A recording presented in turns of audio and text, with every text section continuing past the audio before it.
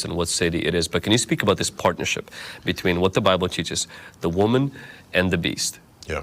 So interestingly, John's looking at the woman and he's fascinated, and the angel says, I'm going to tell you the mystery of the woman. But then he mostly talks about the beast. So he sees the woman riding the beast. So we begin by recognizing there's a partnership. Like they are a pair, rider and steed. This is the Lone Ranger and Silver. So they're working together. But beyond that, he goes into describing the beast. So we have to understand the beast in order to understand the woman. And the beast is essentially 7 historical satanic empires. Okay, so we're dealing with Egypt, Assyria, Babylon, Medo-Persia, Greece. Rome is the 6th. So what's the 7th? Some people will say, well, the 7th is a revival of the 6th. No, actually, because in Revelation it says that the Antichrist is the 8th. So I believe that Islam is the 7th empire. These are the 7 primary persecuting empires throughout history, throughout biblical history.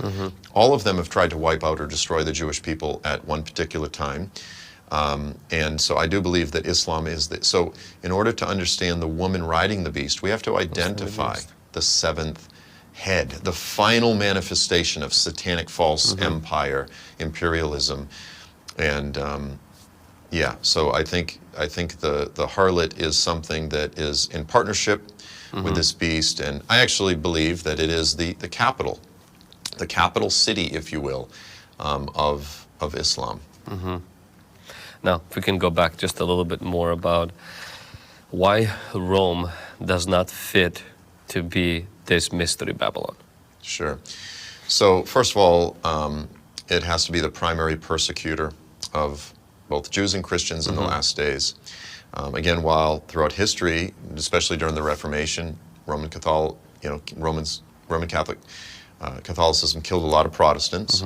But the reality is, like, you can even go back to Pope John Paul II.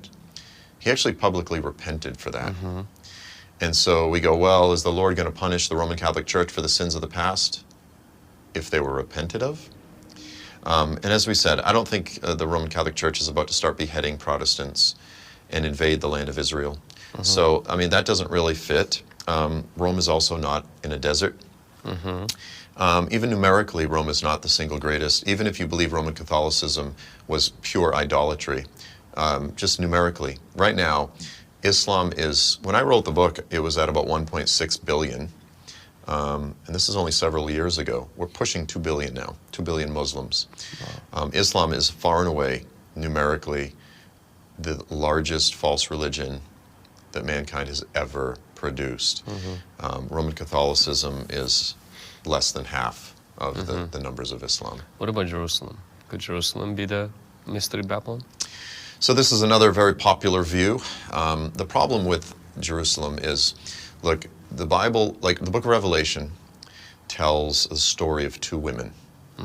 One is Jerusalem, the other is Babylon. One is portrayed as a woman who is fleeing into the desert, but later she's described in white, clothed with the sun and the stars and this sort of thing, and she eventually descends from heaven pure and spotless and blameless. But the harlot is this bloodthirsty, brazen prostitute. There's 2 women. And for people to conflate the two as if they're the same is to radically misinterpret the book of Revelation. The basic storyline, it's like you just talk about like adventures and missing the plot. But the idea, look, when you look at the population of Jews, they make up like less than 1% of the global population. The idea that 1%, and then of the Jews, the percentage that are religious is extra, extra small. The idea that they're going to conquer the world and kill Christians and then invade Israel, it just doesn't make sense. The Antichrist is overwhelmingly framed throughout the Bible as a pagan, hostile, foreign invader. Antiochus Epiphanes in Daniel 8 and 11 is the ultimate type of the Antichrist. The second is Nebuchadnezzar. They were pagans, they were Gentiles, they were not Jews. They were outside invaders, and likewise the ultimate Antichrist will be such. He's not some religious Jew who's trying to enforce Noahide laws on the earth or this sort of thing. Look, history is filled with all kinds of crazy conspiracy theories about the Jewish people, and many of these conspiracy theories are making a massive comeback today in sort of, you know, YouTube conspiracy theory, end time culture, and What about New World Order and Illuminati? yeah. So this is obviously a much bigger umbrella thing.